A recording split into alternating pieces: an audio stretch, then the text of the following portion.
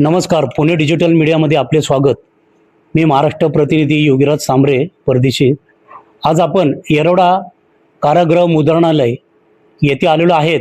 येथील कर्मचारी कामगार यांचा जो आज आंदोलनाचा विषय मांडण्यात आलेला आहे, यांचं आंदोलनाचं काळ्या फिती लावून महाराष्ट्र शासनाच्या विरुद्ध यांनी आंदोलन जे पुकारलं आहे त्याविषयी कर्मचारी यांच्या काय मागण्या आहेत त्याविषयी आपण जाणून घेऊयात. पूर्ण महाराष्ट्रामध्ये आज या मुद्रणालयाच्या माध्यमातून ज्या त्यांच्या अटी आणि अडीअडचणी आहेत ते कोणत्या पद्धतीत त्यांनी मागणी केली आहे त्याविषयी आपण कर्मचारी यांना अधिकाऱ्यांना विचारूयात. नमस्कार सर, पुणे डिजिटल मीडियामध्ये आपले स्वागत आहे. आज आपण जो आंदोलन केलेलं आहे तिथं, तर याविषयी आपल्या काय मागण्या आहेत त्या थोडक्यात मांडा. सर, मी प्रदीप भालेराव वरिष्ठ काम करतो. इथं 1998 पासून काम करतोय.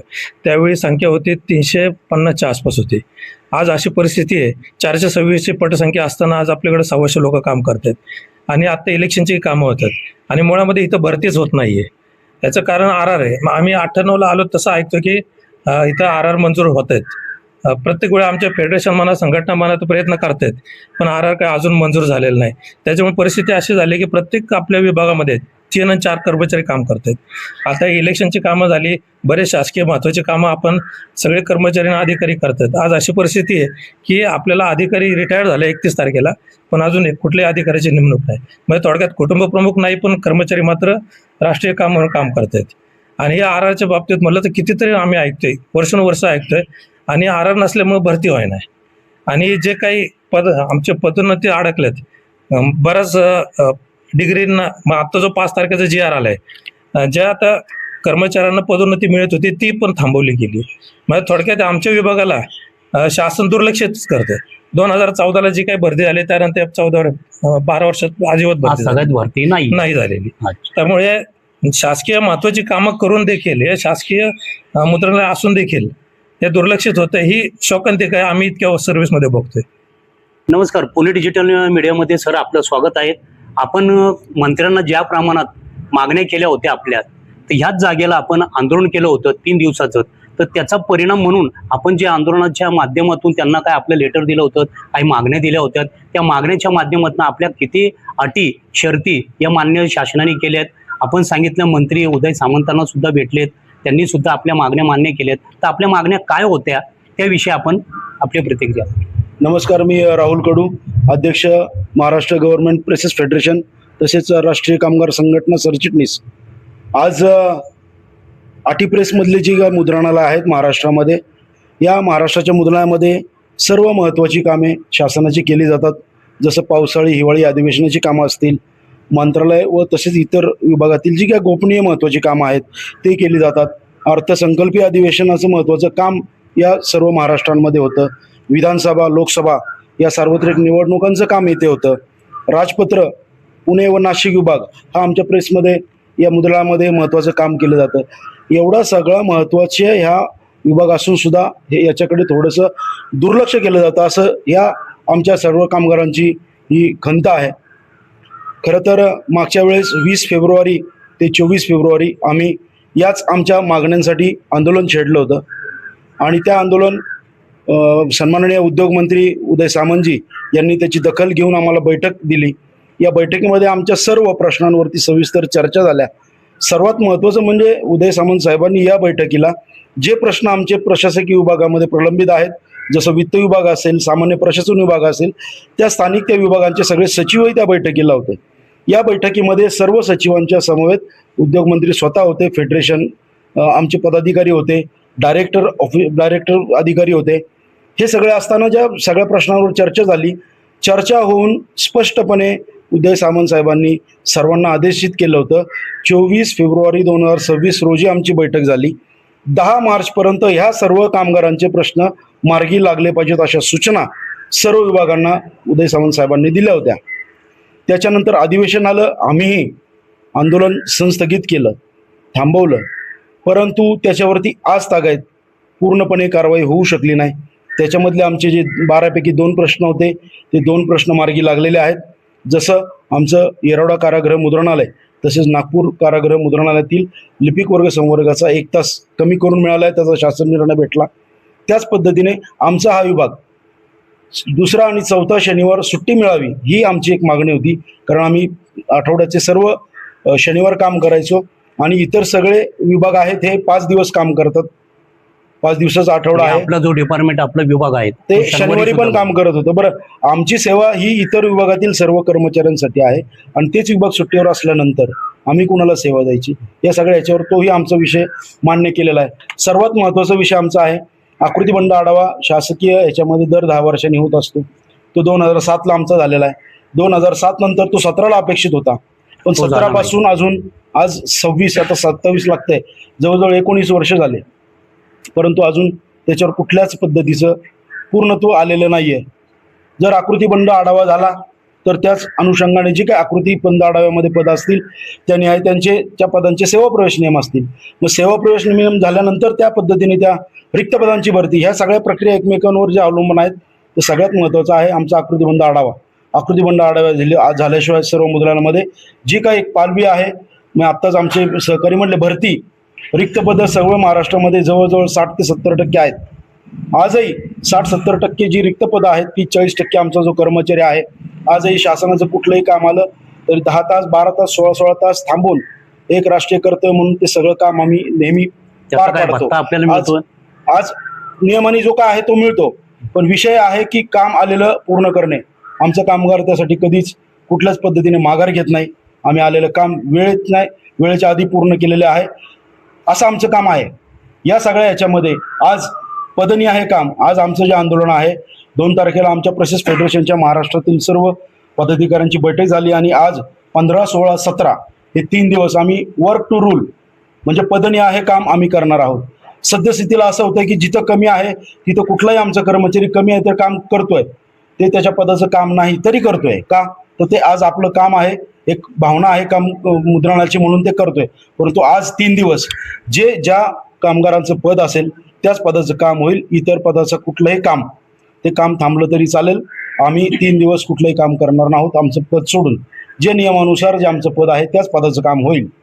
म्हणजे शासनास कळेल की नेमकी अडचण काय आहे. कामं होतात म्हणून होत नाहीत, तर आमचा कर्मचारी काम करतो म्हणून कामं होतात. मग आता जर कामं थांबली तर ही शासनापर्यंत पोचावीच. या 3 दिवसात जर शासनाने त्याच्याकडे दखल नाही घेतली तर 18व्या दिवशी संपूर्ण महाराष्ट्रामध्ये 1 दिवसाचा लाक्षणिक संप होणार. आत्ताच त्यांनी चर्चेला बोलू आणि आमचे जे उर्वरित विषय आहेत ते तात्काळ मार्गी लावावेत.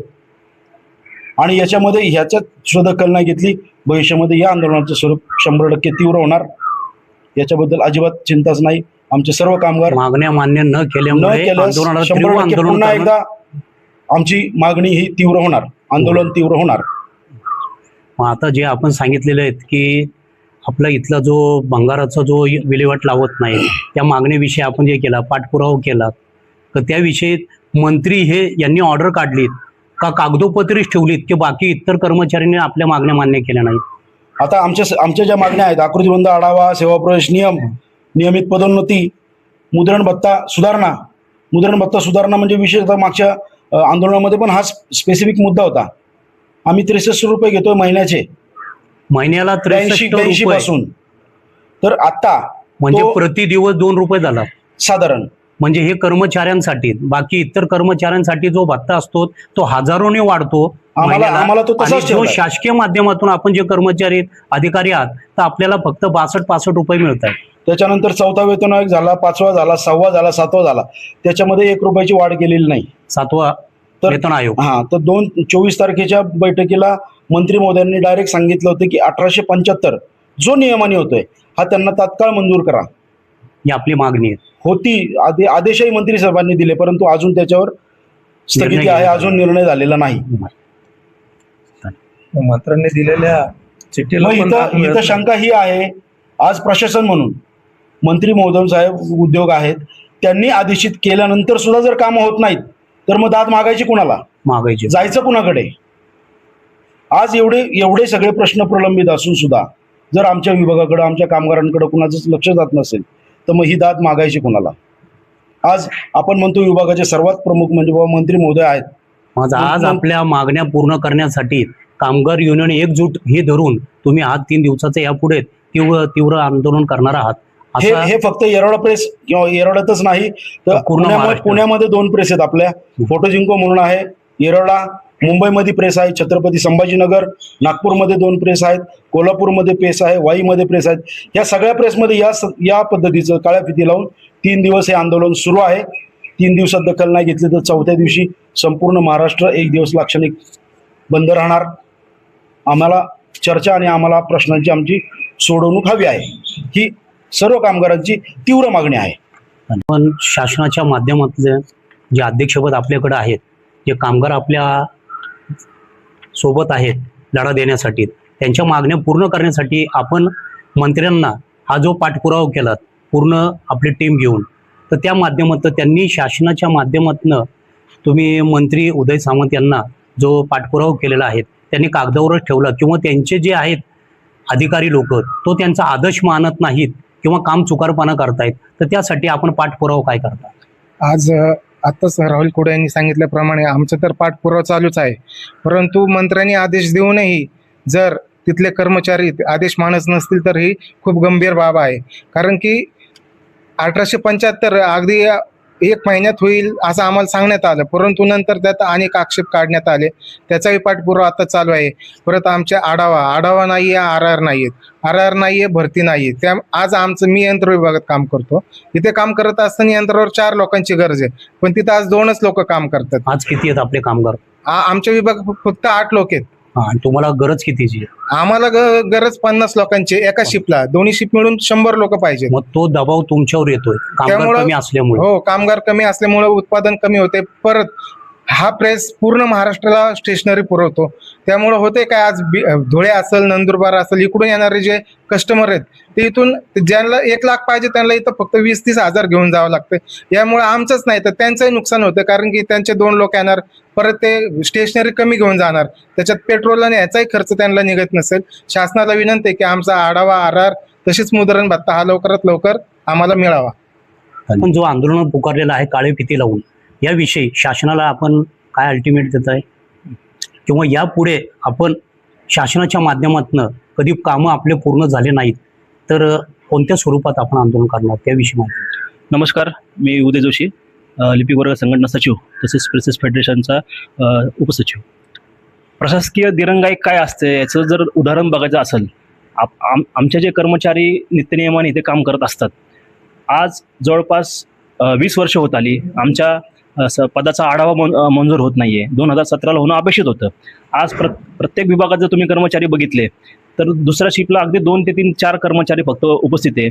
आज प्रत्येक वेळी कुठलं काम आलं की ह्या विभागातला कर्मचारी त्या विभागात जाऊन काम करणं. आज मशीन आणि बायडिंगचे कर्मचारी DTPत काम करतात, काही मशीनचे कर्मचारी गेटवर सुद्धा काम करतात. अशी परिस्थिती इथं येऊन पडलेली आहे. तरी पण 2019 असेल, 2024चे इलेक्शन असेल, त्याच्यानंतर आता पावसाळी अधिवेशन येणार आहे, अर्थसंकल्पीय अधिवेशन झालं, प्रत्येक वेळी कर्मचारी स्वतःचं काम करून दुसऱ्या विभागात जाऊन सध्या काम करतोय. आज जसं मगाशी सांगितलं, पॉवर कमी, मॅन पॉवर कमी आहे आणि गेले जवळपास 20 वर्ष आमचा पदांचा आढावा झाला नसल्यामुळे आम्ही इथं भरती होत नाहीये. आज आपण बघतो की आपले जे बांधव बाहेर अभ्यास करत असतात आणि कुठेतरी सरकारी नोकरी मिळेल म्हणून त्यांना आस असते. आज ह्या विभागामध्ये जवळपास 3.5 ते 4.5 हजार पदं आटी प्रेस म्हणून आहे. आता 1500 कर्मचारी पण इथं सध्या कार्यरत नाहीये. दर महिन्याला कितीतरी कर्मचारी रिटायर होतात. मागच्याच महिन्यात आमच्याकडे 4 कर्मचारी आमचे साहेब धरून रिटायर झाले. आजची परिस्थिती अशी आहे की आमच्या या प्रेसला व्यवस्थापक नाहीये. DDO नसल्यामुळे आता आज 15 तारीख आली, उद्या पगार होईल की नाही ह्याची पण शाश्वतता नाहीये.